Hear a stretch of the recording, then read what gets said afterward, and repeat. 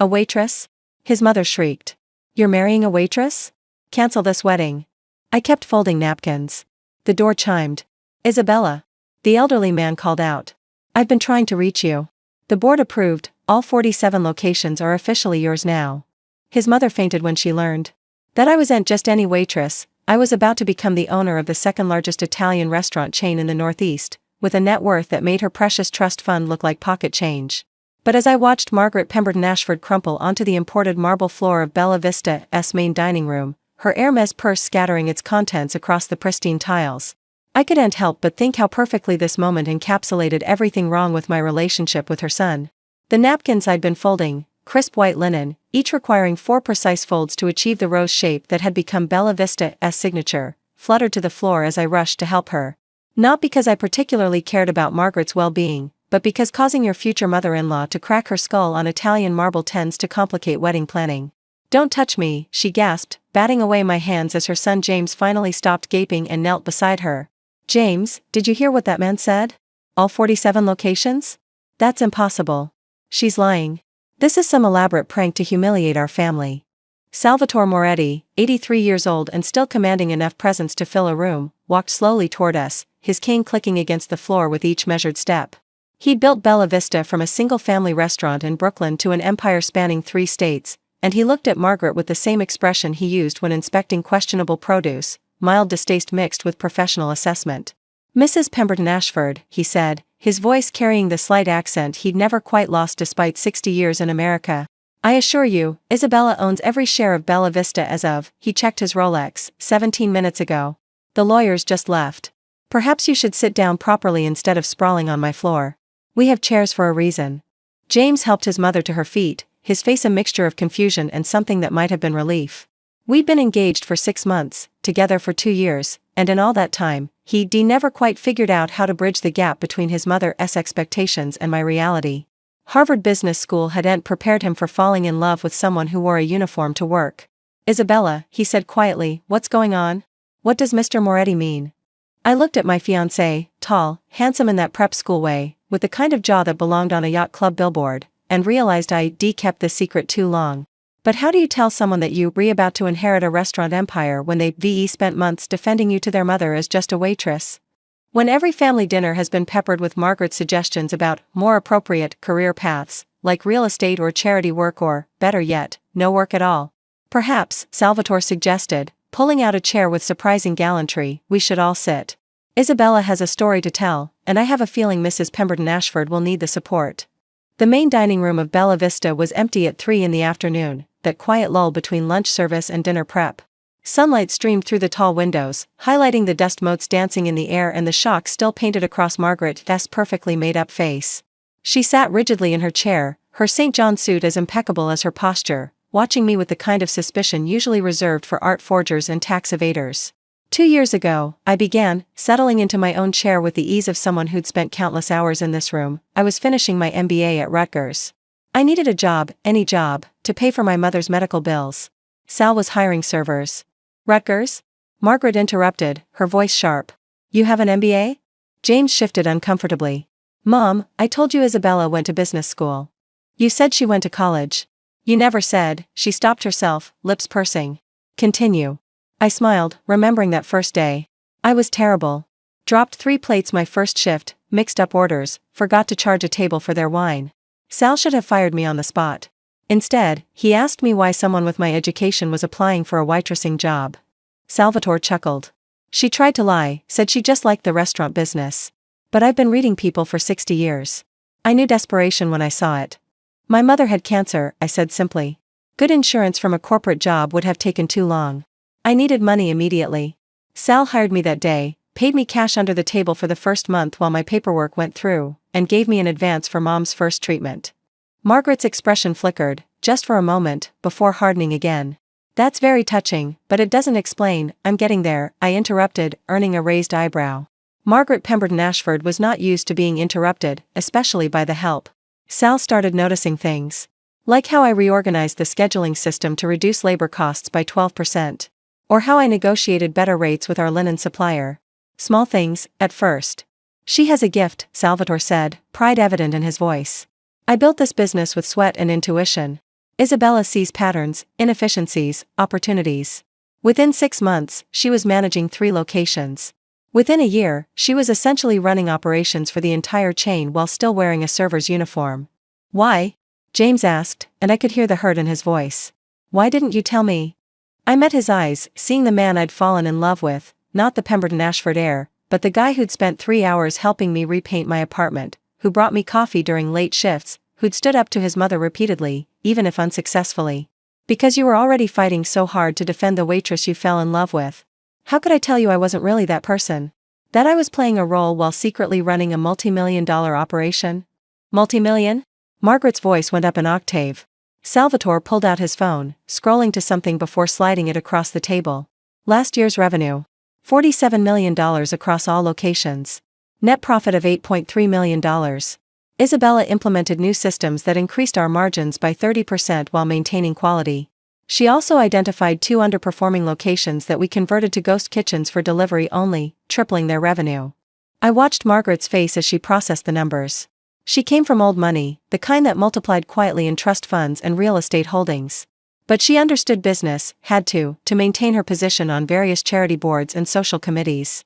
The number on that screen was respectable by anyone's standards. But she's still just an employee, Margaret said, grasping for something to diminish the revelation. A well-paid manager, perhaps, but was an employee, Salvatore corrected. My wife Rosa and I never had children.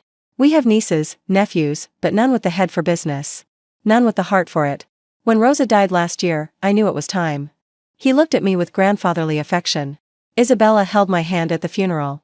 She'd worked a double shift but still stood beside me when we buried the love of my life. That's when I decided. Decided what? James asked, though the answer was obvious. To leave it all to her. Every restaurant, every recipe, every square inch of real estate. The lawyers have been working on it for months. We kept it quiet, Isabella insisted, said she didn't want anything to change until it was final. He smiled at me. Always thinking of others, this one. Worried the staff would treat her differently if they knew. Margaret stood abruptly, her chair scraping against the floor. This is absurd. You can't just hand over a $47 million business to a what, mother? James stood too, and I saw something in him I'd rarely seen before, genuine anger. To a waitress? To someone who actually worked for success instead of inheriting it? To the woman I love? Don't be naive, James. This changes everything. If she's been lying about this, what else has she hidden? What kind of person pretends to be poor when they're actually— I never pretended to be poor, I said quietly. I was poor. Working 3 jobs poor. Choosing between rent and my mother's medication poor. The fact that Sal trusted me with his life's work doesn't change where I came from. 3 jobs. James turned to me. You never mentioned 3 jobs. Bella Vista was the main one. I also did bookkeeping for a dental practice and taught night classes at the community college. Business finance, ironically. I shrugged. I stopped the other 2 about 8 months ago when Sal increased my responsibilities here. Didn't seem relevant to mention. Margaret laughed, but it was a bitter sound. Didn't seem relevant? You're engaged to my son and you didn't think your actual career was relevant? What career? I stood now too, facing her across the table. The one where I served pasta to demanding customers who complained if their bread wasn't warm enough? The one where I cleaned tables and rolled silverware and went home with aching feet? That's the job your son fell in love with me doing. That's the person he proposed to, not some restaurant empire heiress. Don't you dare. Margaret. Salvatore's voice cut through her building tirade. Sit down. There's more. She sat, probably out of shock more than obedience. Salvatore rarely used that tone, the one that had built a business from nothing, that had survived competition and recessions and changing neighborhoods. It was the voice of someone who'd earned his authority rather than inherited it. Tell her about the offer, he said to me. I sighed. This was the part I'd been dreading, the decision I'd been putting off. 6 months ago, Olive Garden's parent company approached us. They wanted to buy Bella Vista. All locations, all recipes, all branding. They offered. I paused, watching Margaret's face. $72 million. James sat down hard. 72? Isabella, that's— I know what it is. I met his eyes. It's financial security forever. It's never worrying about money again. It's the kind of wealth your mother would find acceptable. And— Margaret leaned forward despite herself. What did you do? She turned them down, Salvatore said with evident pride. Didn't even counter. Just said no. Why? Margaret and James asked in unison, then looked at each other in surprise. I walked to the window, looking out at the street where I'd first seen the help wanted sign 2 years ago. Because Bella Vista isn't just a business. It's Sal and Rosa's legacy. It's jobs for 400 people who depend on us. It's recipes that Rosa's grandmother brought from Sicily that have been feeding families for generations. You can't put a price on that. Apparently you can, Margaret said dryly. $72 million. No. I turned back to face them. That's what someone else thinks it's worth. To me, it's worth the look on a regular customer's face when they bite into Rosa's tiramisu. It's worth keeping Antonio as head chef even though he's getting older and slower, because he's been here for 30 years. It's worth knowing that we pay our staff a living wage and provide health insurance and cut corners on ingredients to boost profits. Salvatore stood, moving to join me at the window. This is why I chose her. Not because she's brilliant with numbers, though she is. Not because she works harder than anyone I've ever met, though she does. But because she understands that some things matter more than money. That's a lovely sentiment, Margaret said, but sentiment doesn't pay bills. No, I agreed. But $8.3 million in annual profit does. And that's with responsible practices and fair wages. Imagine what we could do if we were willing to compromise our values. But we're not. I'm not. James stood again, walking over to me. He touched my face gently, his expression unreadable. Isabella Rodriguez, MBA. Restaurant empire owner. Worth approximately. He glanced at his mother. What would you say, Mom? The business valued at $72 million, she owns it outright, no debt according to Mr. Moretti. That makes her worth more than us, Margaret finished quietly. The Pemberton Ashford Trust is worth $45 million, most of it tied up in real estate and conservative investments. The room fell silent. I could hear the kitchen staff beginning dinner prep, the familiar sounds of chopping and sizzling that had become the soundtrack of my life. Margaret sat at the table like a general who, just realized she'd been fighting the wrong war. You could have told us, she said finally. When I said those things about your job, your prospects. You could have defended yourself. With what? I asked. Hey, Margaret, I know you think I'm not good enough for your son, but surprise. I'm secretly rich? That would have gone over well. It would have been the truth. The truth is that I was a waitress when James met me. The truth is that I served him chicken parmesan on our first date because he came here alone after we matched on a dating app, too nervous to ask me out directly. The truth is that I fell in love with him when he insisted on helping the busboys clear tables during a rush, even in his $1,000 suit. I looked at James. The truth is that I was terrified telling you about the inheritance would change everything. And look, I was right. Isabella, James started, but his mother interrupted. What are your plans? She asked, and for the first time, her voice held genuine curiosity rather than disdain. For the business, I mean. Expansion? Franchising? You could triple your value in 5 years with the right strategy. I almost laughed. Of course Margaret would pivot to business strategy. It was safer than emotions, cleaner than admitting she'd been wrong. I have plans. A culinary scholarship program for underprivileged kids. Converting more locations to sustainable practices. Maybe opening a few new sites, but only if we can maintain quality. That's it? She seemed genuinely perplexed. You're handed a $70 million opportunity and you want to give out scholarships? I want to build something that matters. Something that lasts. Something Rosa would be proud of. Salvatore squeezed my shoulder. She is proud, Cara. I know she is. James hadn't moved, hadn't spoken beyond my name. I could see him processing, recalibrating, trying to fit this new information into the image of the woman he proposed to 3 months ago in this very restaurant after hours with only the candles on table 12 lighting the room. I need some air, he said finally, heading for the door. James. Margaret called after him, but he was already gone. I stared at the door, feeling my heart sink. This was what I'd feared, why I'd kept the secret. Not that he'd be angry about the money, but that he'd realize he didn't really know me at all. He'll be back, Salvatore said quietly. That boy loves you. He just needs to think. Does he? I asked. Or does he love the simple waitress who needed him to defend her? Who made him feel like a hero standing up to his mother? What happens now that I don't need defending? Margaret stood, gathering her purse with shaking hands. What happens, she said slowly, is that you become my daughter-in-law. If you'll still have us, after everything. I stared at her, sure I'd misheard. I'm sorry. She straightened her jacket, a nervous gesture I'd seen James do 100 times. I owe you an apology. Several, actually. I judged you based on your job without bothering to know you. I said cruel things, thought cruel things. I was prepared to boycott my own son's wedding rather than accept you. She met my eyes. I was wrong. Not because you have money, that's irrelevant. But because James loves you, and you clearly love him, and you've shown more character in keeping this secret to protect others than I've shown in my entire privileged life, Margaret. Mrs. Pemberton Ashford, she corrected, then actually smiled. Until the wedding. Then you can call me Mom, if you'd like. Though I understand if you'd prefer Margaret. Or nothing at all. I haven't exactly earned the right to familiarity. The door chimed again, and James walked back in. His hair was mussed from the October wind, his cheeks pink. He looked at his mother, at Salvatore, and finally at me. I have questions, he said. I'd be worried if you didn't, I replied. Were you ever going to tell me? I considered lying, making up some story about waiting for the right time. But we'd had enough deception. I don't know. Maybe after the wedding. Maybe never. I liked being your Isabella the waitress. I was afraid Isabella the owner would be different somehow. She is different, he said, and my heart sank. Then he continued, she's more incredible than I imagined. Do you know what I've been doing out there? Thinking about every time you came home exhausted, every double shift you worked, every time my mother said something awful and you just smiled and let it go. You weren't just surviving, you were running an empire. And you still made time for me, for us, for my family's ridiculous demands. James. I'm not finished. He walked closer. I also thought about that night last month when you were calculating something on a napkin and told me it was your schedule. But it wasn't, was it?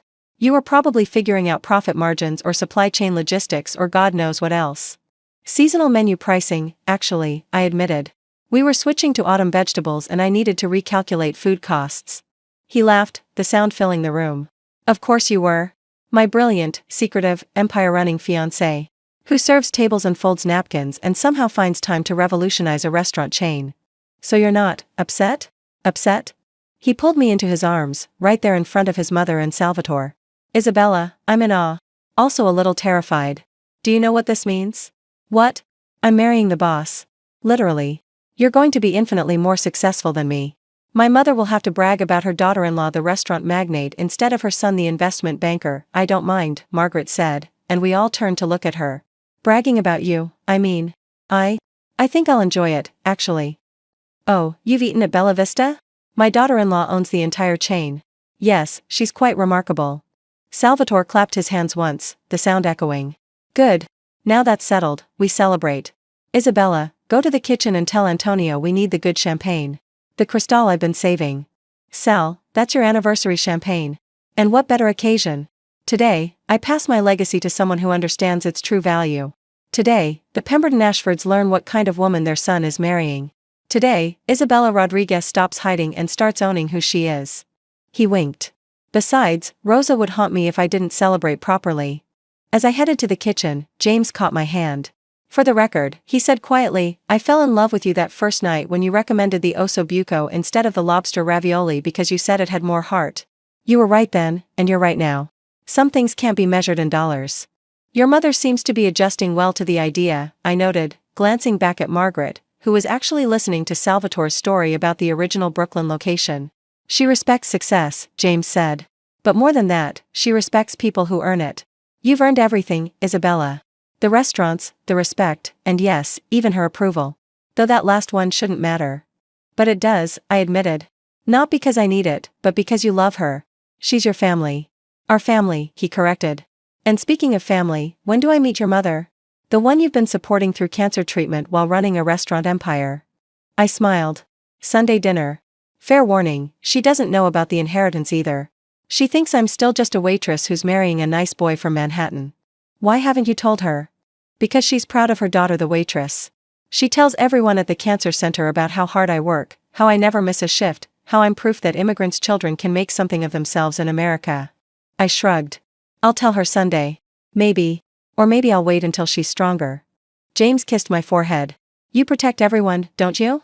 Your staff by keeping wages fair, Salvatore's legacy by turning down millions, your mother's pride by keeping quiet, even my dignity by not revealing you could buy and sell my trust fund. That's what you do for people you love, I said simply.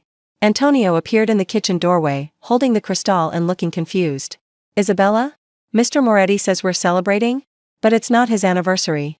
No, I said, taking the champagne. It's better. Today's the day I stop pretending to be less than I am. Today's the day the Pemberton Ashfords learned that sometimes the best things come in waitress uniforms. And today's the day Bella Vista officially becomes mine. Yours? Antonio's eyes widened. But that means? That means everything stays the same, except I sign your paychecks now instead of Sal. Oh, and we're implementing that healthcare upgrade you suggested. Full dental and vision for all employees. Antonio's eyes filled with tears. He'd been worried, I realized. They all had. What would happen when Salvatore retired? Would the new owners care about them the way he did? Tell the others, I said gently. Tell them their jobs are safe, their benefits are increasing, and nothing changes except for the better. As Antonio hurried back to spread the news, I heard the first exclamations of joy from the kitchen. By the time I returned to the dining room with the champagne and glasses, the entire staff had started filtering in, servers, cooks, bussers, even the dishwashers. Word spread fast in a restaurant. Ah, Salvatore said, seeing the gathering crowd. Good. Everyone should hear this. He raised his glass once I'd poured the champagne, his voice carrying to every corner of the room. My friends, my family, for that's what you are. Today, I officially hand Bella Vista to Isabella Rodriguez. Not because she's earned it, though she has. Not because she deserves it, though she does. But because she understands what Rosa and I always knew, that a restaurant isn't about food or profit. It's about family. It's about community. It's about taking care of each other. The cheer that went up could probably be heard in Brooklyn. Staff members surged forward, hugging me, crying, laughing. These people who'd become my second family over 2 years. Who'd taught me their languages, Spanish, Italian, Mandarin from our surprising number of Chinese-Italian fusion experiments, who'd covered my shifts when mom was in chemo, who'd kept my secrets when corporate executives came sniffing around. Through the crowd, I saw Margaret standing awkwardly to the side, clutching her champagne flute like a lifeline. I made my way over to her. Overwhelming, isn't it? I said. She nodded, watching the celebration. I've been to 1,000 society parties, charity galas, exclusive events. I've never seen joy like this. That's because those events are about being seen. This is about belonging. I touched her arm gently. You could belong too, if you wanted. We serve an excellent Sunday sauce. James loves the meatballs. Her eyes misted, Margaret Pemberton Ashford, who I'd never seen show emotion beyond disdain or approval. I'd like that. I'd like to know the woman my son loves. The real one. This is the real one, I said. Restaurant owner, yes. But also the girl who still folds napkins when she's nervous. Who knows every regular customer's order, who dreams in Italian food pairings. The money doesn't change that. No, she agreed. But it does make you the most eligible bride in Manhattan. Do you realize what you've done? Every society mother who turned up her nose at you will be desperately trying to get invitations to the wedding now, I grinned. Good thing we're getting married here then. Limited seating. We'll have to be very selective about the guest list. Margaret actually laughed, a real laugh, not the polite titter she usually employed. Oh, I like you. I'm sorry it took all this for me to see it. But I like you very much. James appeared at my side, slipping his arm around my waist. So, boss lady, what's the first official decision of the Rodriguez restaurant era? I looked around the room, at Salvatore telling stories to a rapt audience, at my staff toasting each other, at Margaret actually smiling at one of Antonio's jokes, at the late afternoon sun painting everything golden. This morning, I'd been a waitress folding napkins, worried about my future mother-in-law's disdain. Now I owned it all, the restaurant, the legacy, the responsibility. First decision? I said. We celebrate. Then tomorrow, we get back to work. Because owning 47 restaurants is a lot harder than waiting tables in one. Spoken like a true CEO, James said. Spoken like someone who's been doing the job for 2 years, I corrected. The only difference is now everyone knows it. As the celebration continued around us, I thought about the strange path that had led me here. From desperate MBA graduate to waitress to shadow CEO to official owner.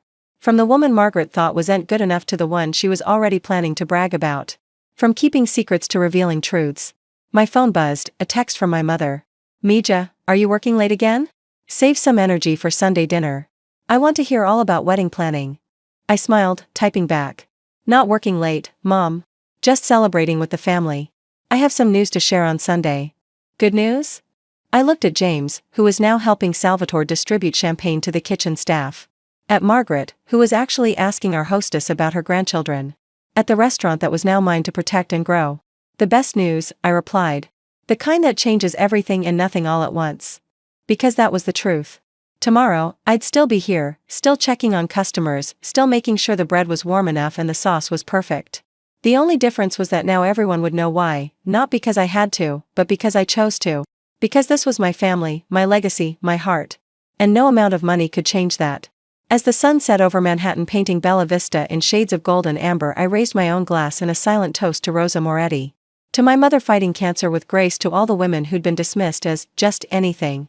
We were never just anything. We were everything, hiding in plain sight, waiting for the world to notice. Today, they'd noticed. Tomorrow, we'd show them what we could really do.